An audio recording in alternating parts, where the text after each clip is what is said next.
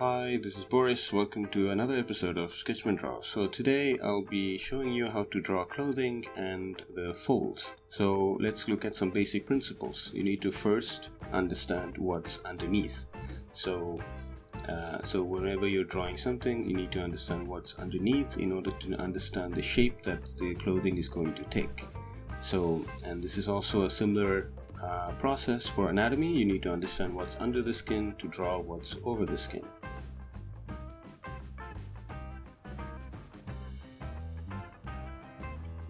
The next principle is the fold lines point towards the tension points. So here I have put some examples. Of course, we'll be looking at the different types of folds, but this is just to show you that the lines that you're going to draw have to lead you to the tension points, which means like it could be hanging points or the part where the clothing is folded.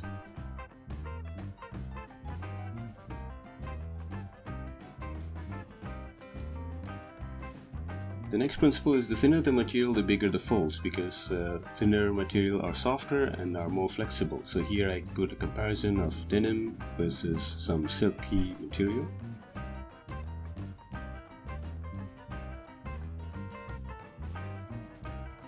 And then usually tight clothing, of course, will take the shape of what's underneath.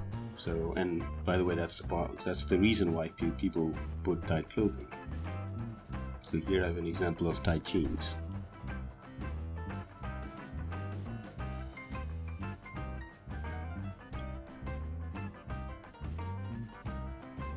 Now let's look at some types of folds. So of course, these are just some patterns that we were able to recognize so that it's better for us to understand.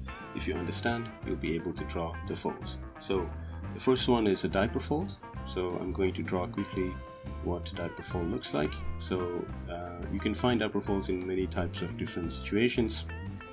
Here, for example, I'm taking an example of a cape on a superhero, or like a cape on kings, or robes, where you have 2 points of tension, like the clothing is hanging from two opposite areas, two different opposite points, which creates these sort of V-shaped curves, V-shaped folds.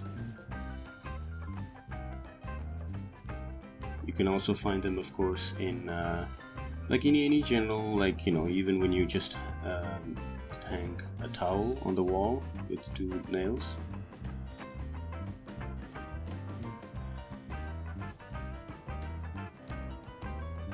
So here I'm just showing you that the arcs that the folds take and the tension points.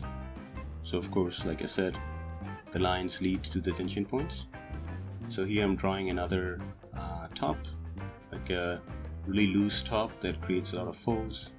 And of course here the tension points are the shoulders.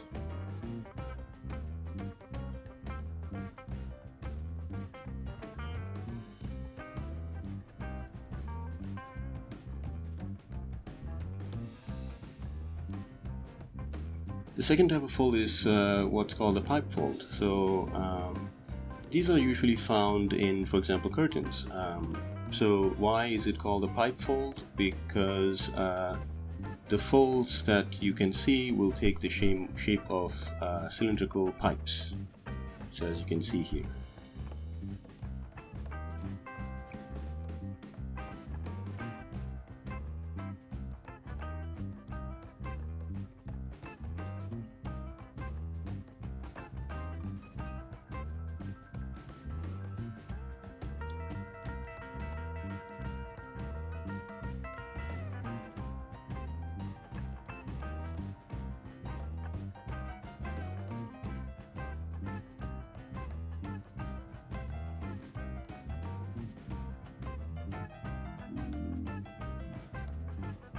Of course, another common area where you can find these kind of pipe folds, cylindrical shaped folds, are on dresses and skirts, for example. So you can just imagine that there are some sort of invisible pipes under those folds. It will make it easier for you to visualize them, hence draw them.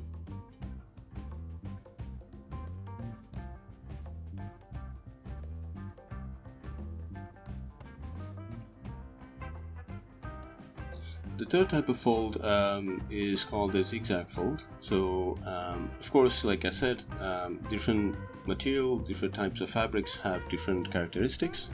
For example, if you take a example of denim, like jeans, if you fold them, like the wrinkles will stay, which means in other words, the material remembers, right? So typically you'll find zigzag folds on for example, the back of your knee. So here I'm just quickly sketching in a leg, and just to show you where you could find the zigzag folds. So of course, zigzag folds, like the name suggests, the lines for the folds go in opposite directions.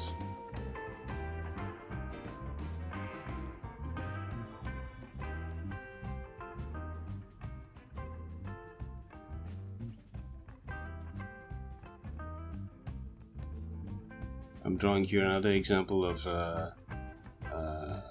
someone's sleeve, where it can also be found.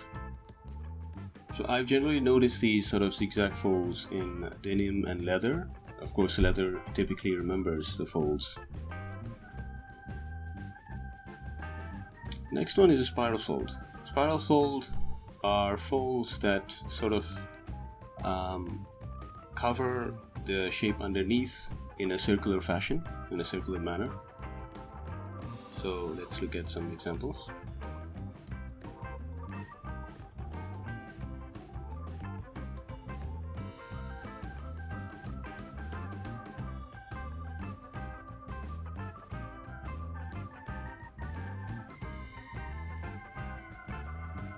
So here I'm sketching an example of someone wearing a sweater. So you can see the sleeve, and so the end of the sleeve is just drops down and crumples up to create this sort of rounded shapes. And just like hair, which I'll do another video about, like folds in fabric, you can go from big to small, which means you can draw the outline and then carve in the folds. The next fold we are going to look at is a half-lock fold.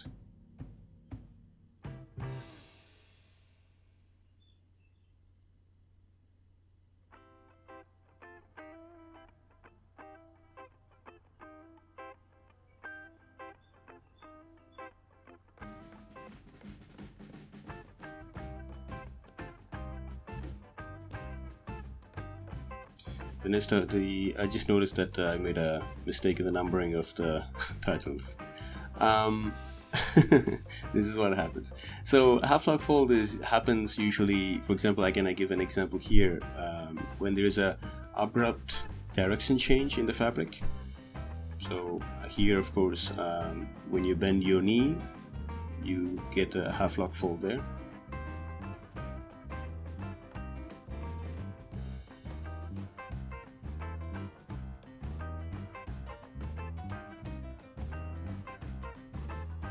And of course, when you bend your elbow, you'll get a half-lock fold in the inner part of the elbow.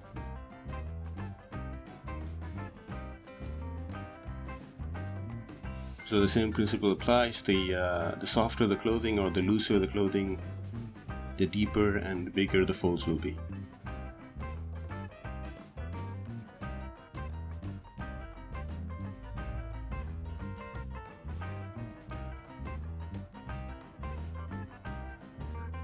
The next one are drop folds. Of course, drop folds, you have to notice them usually at the extremity of the material, the fabric.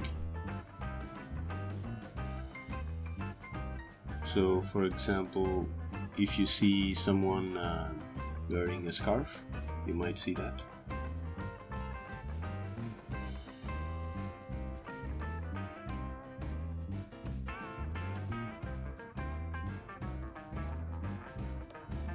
So here we see a combination of two folds, which is a pipe fold which drops into a drop fold.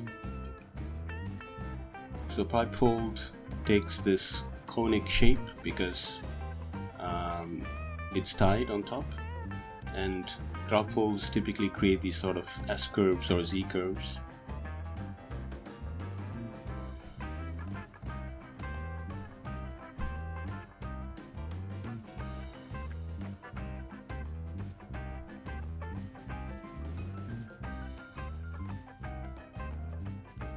So now that we've looked at all the different folds, I'm just going to take a picture, an example, and try to identify the folds, and which will allow us to draw them, right? So for example, here I see a half-lock fold there.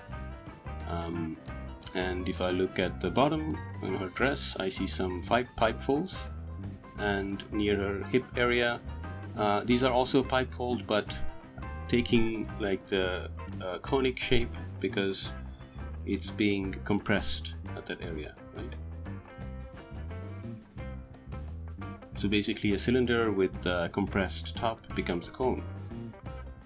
This is why it's important to understand and you have to be able to draw the 3D shapes.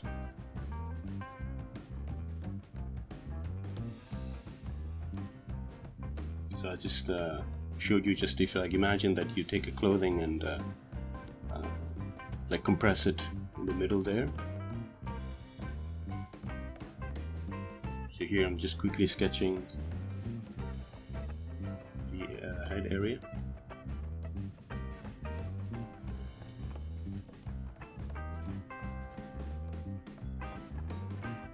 And I'm just also going to sort of shade it in a little bit to give that more impression of depth. Of course, the darker part is in the deepest area of the fold because that's where the light can't go in. So here I'll be taking another example for drop folds.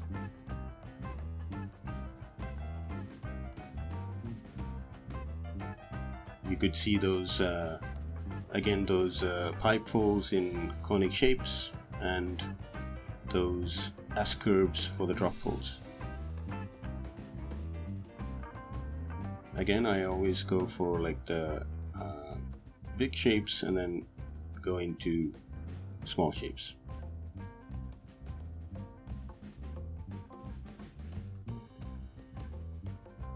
Also, there isn't one way of approaching this. If you find a better way, please do share. If you have any questions, please leave them in the comment section.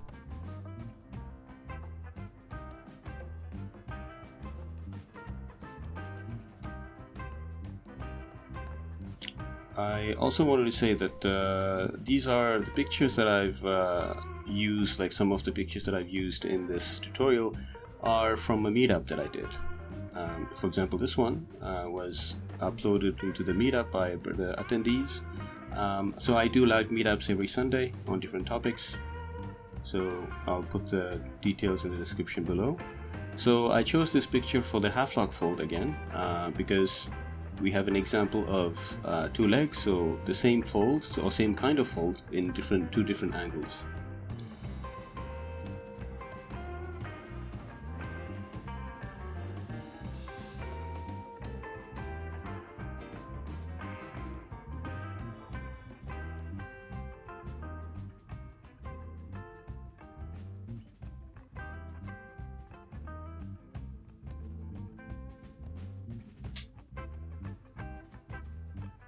So the light is pretty strong here, but I'm still going to like shade it in like a little bit just to give some depth again.